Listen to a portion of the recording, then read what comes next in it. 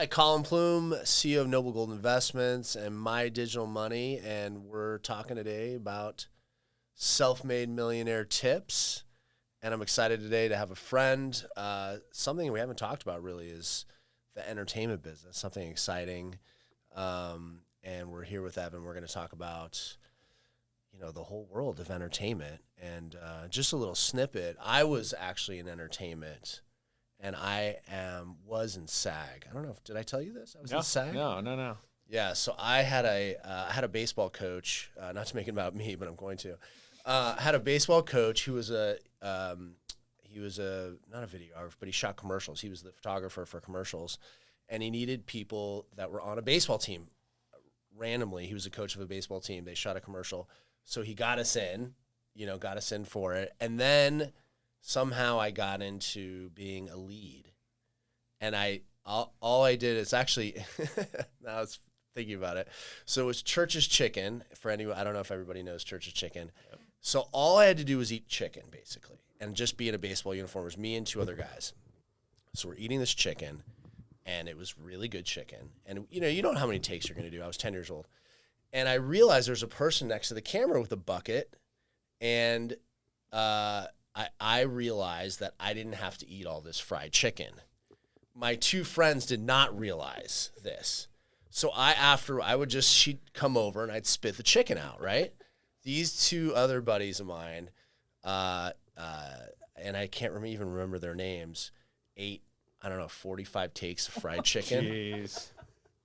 And proceeded to throw up and the parents called my mom and said, "Hey, is Colin all right?" And I was sound asleep, feeling great. And so anyway, so that's my SAG story. And I guess it ran national for a little bit. And that was before they changed the pay scale. So it was pretty good. Great money. You get to spend the money? Did your parents let you spend it, or did you have to save it? Yeah, they did. They let me spend. I don't know what I spent it on. Nothing good, I'm sure. But yeah, I spent the money. So that was my little entree into acting and theater and whatnot. But you are a professional. Evan is an award-winning creator, executive producer, and director of documentary film and television. Born in Miami, he's worked on The U, broke from ESPN's 30 for 30 series. He's a PGA award-winning and Emmy-nominated Vice World of Sports, which we'll talk about Vice. Worked with LeBron James production company on Warriors of Liberty City, and has a new show, which I'm really excited about. I've actually I think I watched the trailer 5 times today. I really actually thought it was hilarious. Rainn Wilson's show, Rainn Wilson from The Office, and its Geography of Bliss premieres on May 18th. Comes out Thursday, and it's going to be on Peacock. Yep. Cool show, and we're going to talk about that a little bit later. I want to dive in, and have talked about it, and it's fascinating how a show makes it to the end. But first thing I want to talk about is what everybody thinks about with Hollywood is, it's often said that who you know is more important than what you know in Hollywood. How did you develop your network, and how did you get into it? How did you break in at the beginning? Yeah, of course, I think who you know is important. It's like your first sort of like way in. And it allows you, if you know somebody or you have contacts, to get an entry level sort of like way into the industry. That said, nobody's giving you a job because of who you know. At the end of the day, it's really hard to do what we do. And, there's only so many people that really know what they're doing. And if you start hiring based on just the fact that you know somebody, you're going to be in a bad position. Right. And so, for me, I have an older brother. And that sort of was my way into things. He wasn't involved in filmmaking. He's in banking, closer to what you do. But, a friend of his, when they were growing up, started making documentaries when he was 20 years old. That was my first opportunity to work in film on The U and Broke. But before that, there was a documentary called Cocaine Cowboys about the massive influx of drugs into Miami and how that the money coming with the drugs affected the city. I had seen that they were working on this documentary, that they had a friend of my older brother that he had done the first interview. He showed it to me. I was impressed with it.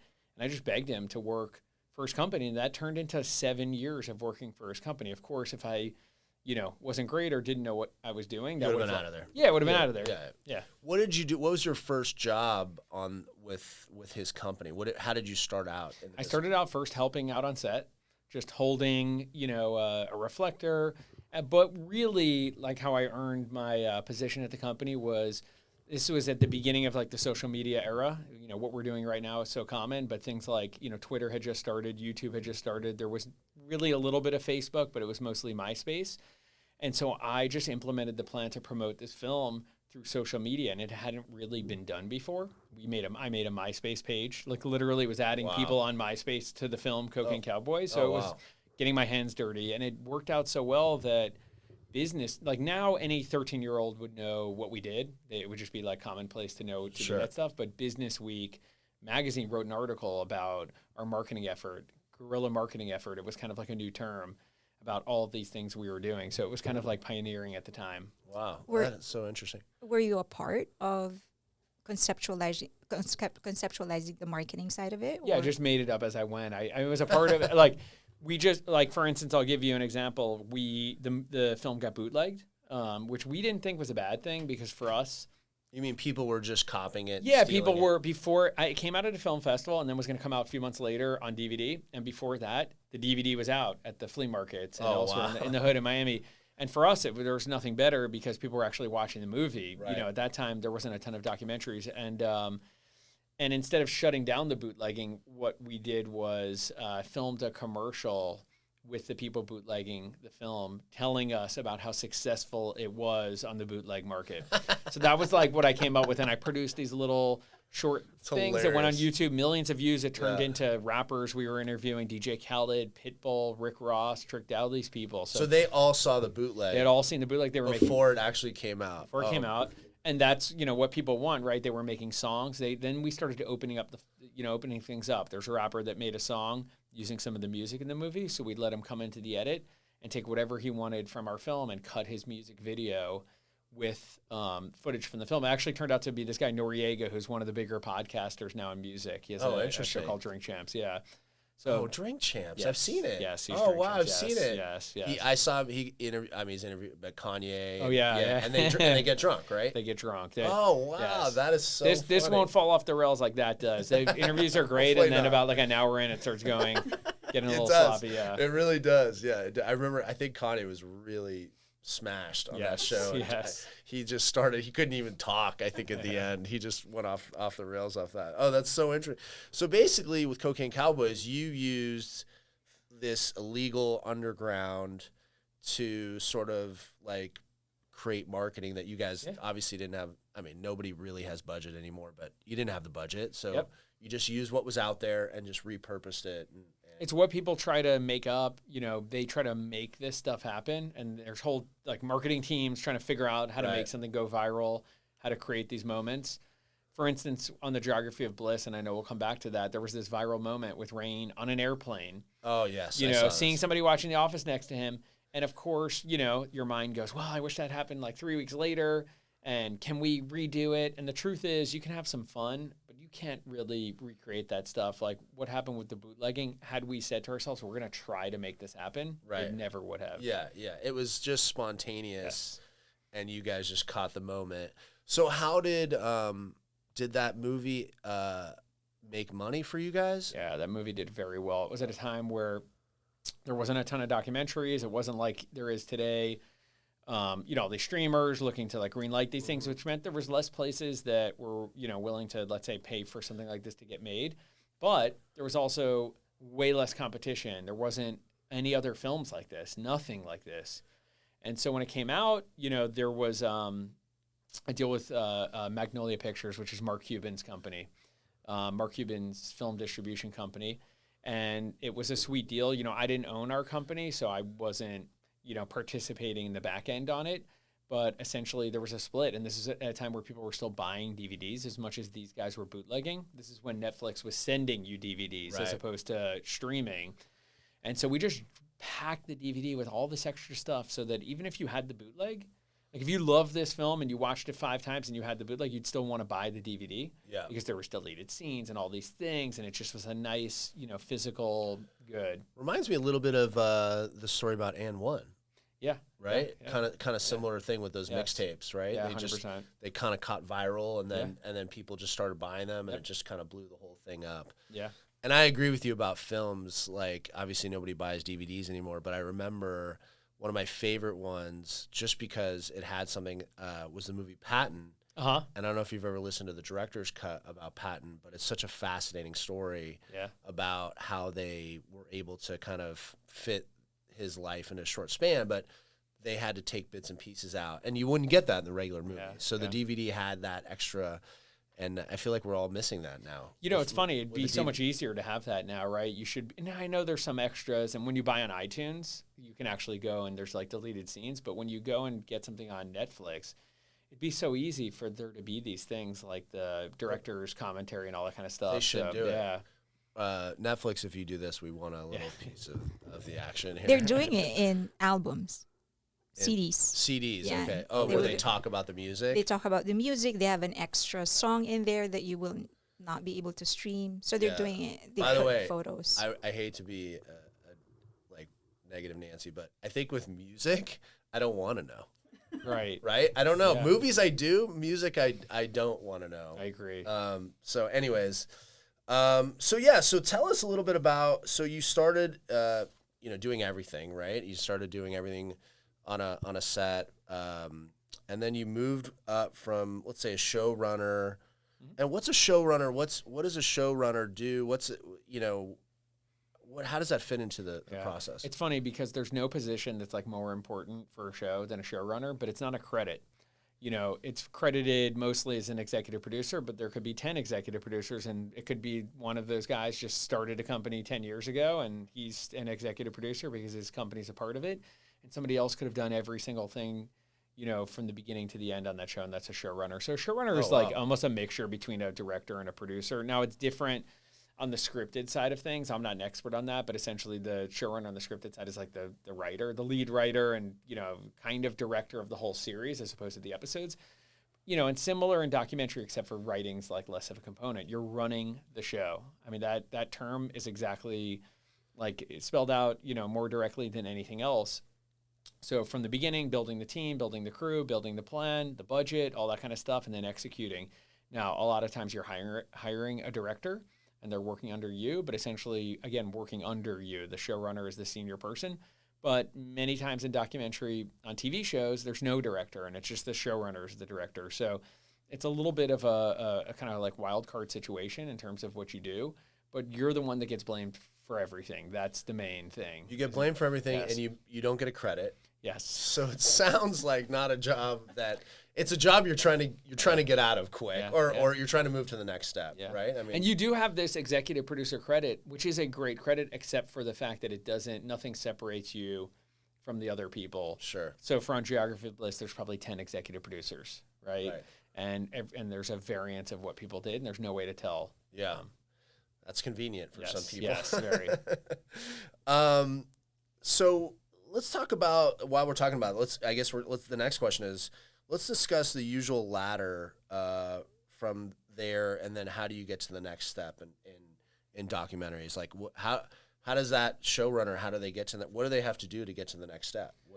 What's necessary? Yeah, I mean, look, it's a lot of things. You obviously have to do a great job across the board at various levels. You can come from different directions and become a showrunner, but you have to really be, I'd say the thing that stands out is there's always chaotic situations, and it's the person who helps solve those the best and is the sort of like smoothest during those things. So when I say you can come from two directions, there's two sides of things when you're making, even in a scripted thing, there's production and post.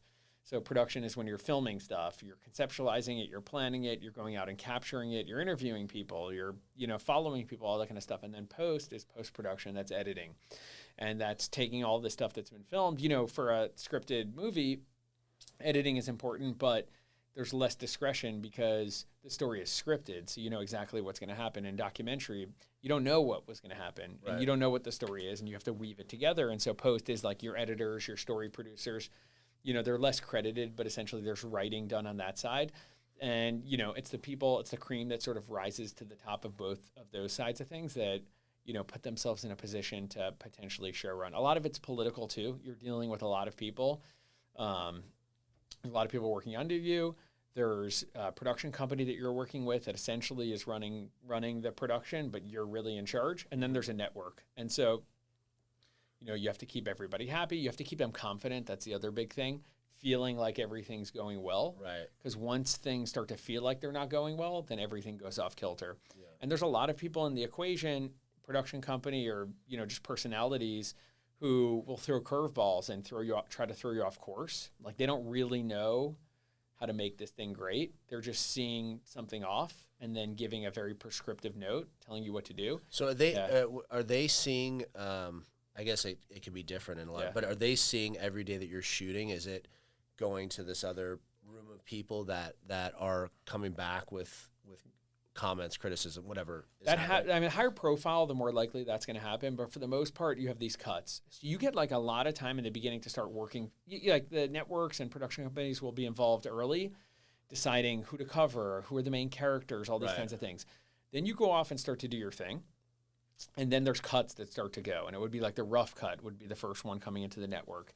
And that's what opens everything up. If you have a trained executive in a network that can see things in a raw form and can feel good about the way things are going, that puts you in a good position. Sometimes the people that you have to deal with, they have less experience making things, and maybe they haven't gotten the opportunity to like sit in the chair that you're sitting in, and they view this as an opportunity to throw their ideas out there. Yeah. And as a showrunner, you have to be really careful because these are people paying the bills, so you want to make sure that they're happy, that you're not telling them no, but you also can't put yourself in a situation where you're doing something that's not going to work out well because everybody's going to be in a bad spot and you can't go, well, you told me to do it. Right. Because they're just going to point the finger back at you. And I guess what you're saying and leads me to my next question is, so you could have some people looking at this footage that are professionals, or you could have, you've had regular wealthy people, right? And they don't know anything.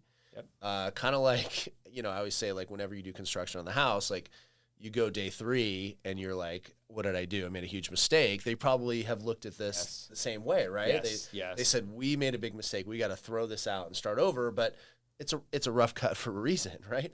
That's what you have to, as a showrunner, that's why I said trust is the most important thing, and confidence. You have to make people feel confident. And that comes with like the history of having done it before. So when you show people something rough, they'll feel a little bit more leeway. But yeah, I think that's a big thing. And that's why for me, when I'm delivering a rough cut to a network, the cuts go rough cut, fine cut, and then lock cut. Lock cut means they're just going to look at it, but you're locked, meaning everything's kind of going to stay the way it is unless there's like some type of big emergency. Right.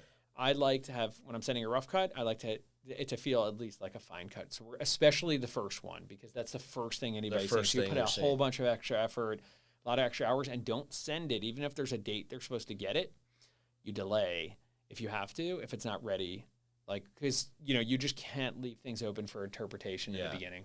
Your first look is always. And are those terms, the rough cut, the fine cut, is that an industry standard term? Yes. Yeah, they are. Okay. Yes. Okay. Have you ever experienced somebody telling you, change it or take it to another direction? It was just against what you believe in. What did you do? Yeah. Look, that's tough. I've had some, it can get a little heated sometimes. I think I've learned over my career to be less combative about stuff like that and try to work through something more creatively and more collaboratively.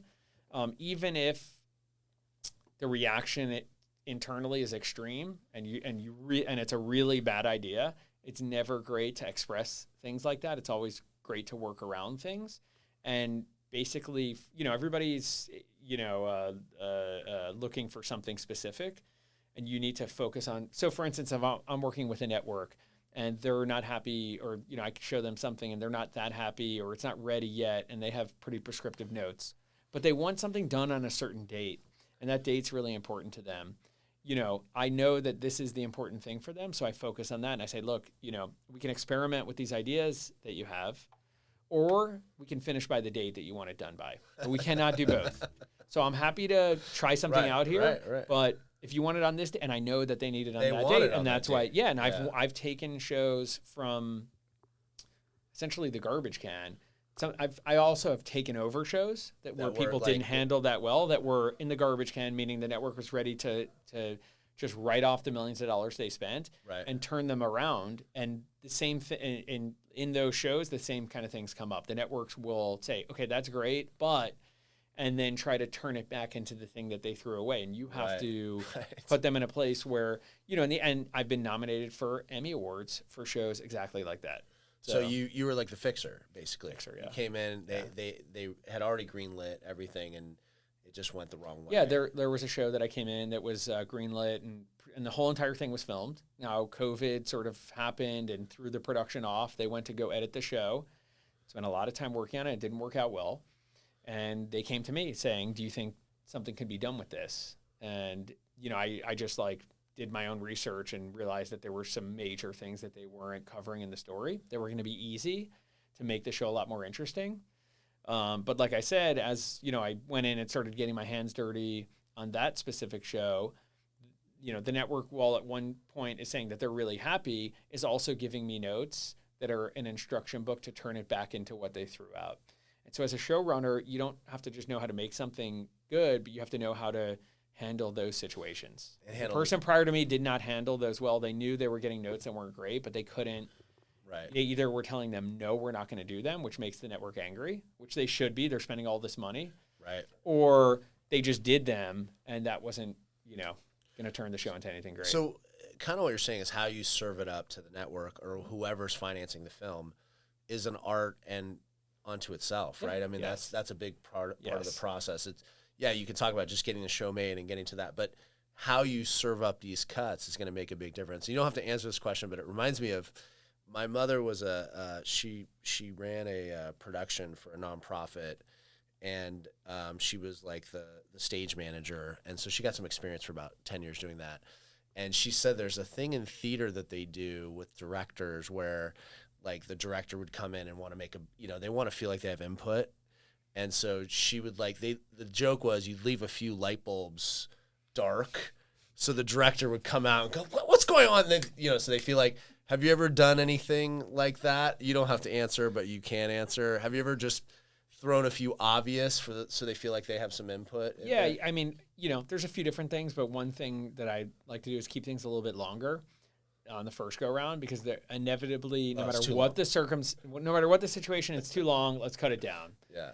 I could go ahead and cut down already by getting it to them, but then they're going to tell me to cut down. Sure. Now I'm going to have to cut down stuff that I really wanted in there. So they feel like they got some input. Yeah, of course. Early on. Yeah. Yeah, it's You interesting. know, the famous thing, though, is on the ratings, like the R, PG-13, all that kind of stuff. The move was always you put in more dirty stuff because they're going to want to get it down. Yeah. And so you put it, so you don't cut them out. You'd let them tell you, hey, you need to take this down significantly, and then you take them all out, as opposed to giving them exactly what you wanted, exactly what you would want in there, and then them cutting those out. I just saw a clip of Matt Damon talking about Good Will Hunting, and he was talking about, did you see this when he was talking about the F word?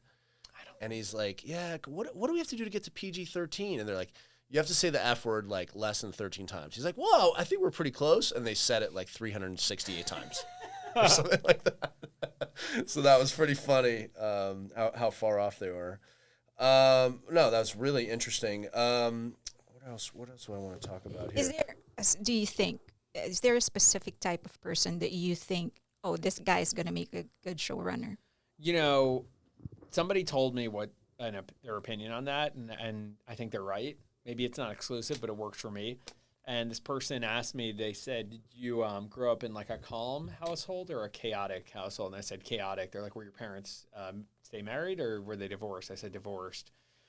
And I grew up in, I mean, not like to the extreme degree a lot of people do, but definitely with like a lot of chaos at home. And they said that the best showrunners are people that grew up with chaos when they were younger, because you need to maintain a calm demeanor during the worst of it. I get more worried when everything's feeling great. Yeah, I think something's wrong, and I think that's a good feeling to have, because you can't just like, you know, feel comfortable. Yeah. But when I get that call that's like the horrible, something bad happened, something went off, that's when I just take a breath and I calm down the most, and I sort of like just deal with that situation. Because this is normal. Yeah. This is normal. This chaos is normal. If we don't have this, maybe the show's not going to be good. Yeah, and also like to realize that the worst news that you can get generally isn't as bad as it sounds when you get it. And also when something's done or it's a no or it's going away or it's not happening, that doesn't actually mean specifically that something isn't happening. Yeah. So I've gotten a lot of calls, or we're about to leave on a shoot, and it's a big thing that's been planned for a while, and it's like, oh, the plug's getting pulled on this. And people that are less experienced would say, okay, the plug's getting pulled, let's like pull back. And then, you know, me as somebody who's been through it and seen things go and come away and go back, you know, you just ask a couple questions and then things get back to normal. Well, and I think like that's the creative part of what you do, right? Every successful person, everyone that's had a lot of success, you get paid for the problems you can solve. 100%. Right? Yeah. And that's what you're able to do. Yeah, there was a point where in like, you know, things kind of calmed down obviously during COVID. So 2020 was not that it wasn't busy, but weren't in production on a bunch of stuff. And then in 2021, all these things, and there was just problems left and right. Every call was a problem. Everything was going away. The rain COVID, right? COVID, well, yeah, kind of, but also things other are now stuff. just the other stuff is that so many things went back into production that there wasn't enough people that were talented, you know, had the experience level necessary to make all these things. Right. So everybody's working with people with less experience. And then I realized it hit me deep into the year that actually what my job is not necessarily creating the shows, because as much as I can do that, a lot of people can do that. It's solving the problems. Yeah. And that, you know what has no problems? Shows that aren't getting produced. Right. So if I'm having problems, it's because we're making stuff. And when I don't stuff. have problems, it's because nothing's happening. Yeah. It's good. It's really good. How does a showrunner, how does a executive producer, do you get paid on commission? Do you get paid from, you know, I know we talked a little bit about the DVDs but now it's different. There's so many networks. You know, what are the income streams? How does it work when you sell a show? Maybe give me some insight into how that works. So just to separate some things. So showrunner generally is a position that gets hired to work on a show that somebody's created or somebody else has put together.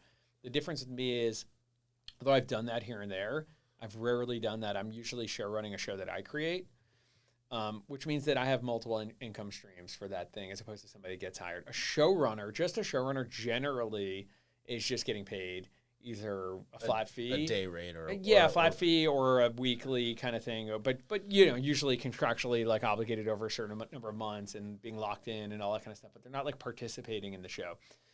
When you're a production company, which is the other thing that I am, is I run a production company and I create these ideas. So the Geography of Bliss was just a book that a buddy of mine brought to me, and together with my production company, we developed the show into something that was actually really a show by spending a lot of time like figuring it out, but also putting money into writing and designing a deck about the show, and then a sizzle reel, which is like a 2 to 4 minute tape that in many cases is found footage on YouTube and all that kind of stuff, but it's essentially the crafting the sales pitch in a visual way. It's meant to make you, as much as the deck is, explaining what the show is, the sizzle reel is meant to make you feel like the show is meant to make you feel.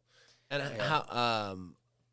how much, if I may ask, how much approximately does the deck and the sizzle reel cost you? It's a range of things, but let's say you're going to want to spend somewhere between $10,000 to $20,000 to do that. Some people spend more on the ones where there's a much bigger upside. Sometimes you don't have to spend anything. You just have like in-house materials, or somebody on your team's an editor, and you just put it together. And that's so you can go out and sell it. Yeah, so you can show it to some. Well, it depends. There's levels. So we then needed a production company partner on this that was a bigger, larger production company, because as much as I build out and craft ideas, it's still running a business. It's like building a house or something. And as much as an architect can design a house, it's like, the contractor is the one that's like putting everything else together and making sure that nothing goes wrong. And that would be the production services company. So that's a company called Radical Media. They are a very prominent production company, but that's who we partnered with. So I brought it to them. So how you participate as somebody who creates the shows is there's a couple of fees that you participate in. One of them is a production company fee. So when you sell a show, there's a budget for that show. And there's a very specific, it's usually 10%.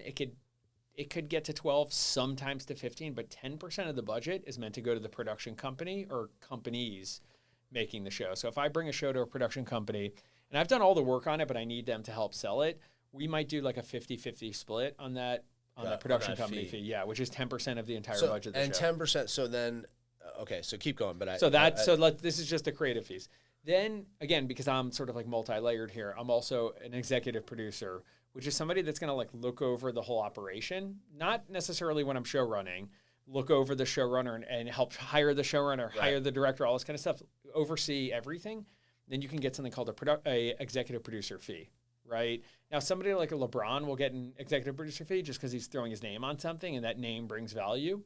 But for myself, my value is more of like the work that I'm going to do, right? So even if I'm not show running something, which I've kind of stopped doing, it doesn't mean that I'm 24 hours on the show, but I'm spending a little bit of my time every week looking over this thing. So there's a production company fee, which is a deal that you make with the production company on a percentage of the budget. Then an EP fee, which has a range, but it's not anything too What's an EP crazy. fee? Executive producer fee, producer. right? Okay, yeah. And then there's things like if you were to show run something. So like for Warriors of Liberty City, that's a show that I created and I also show ran. So there was all of that. For Geography of Bliss, I'm not show running.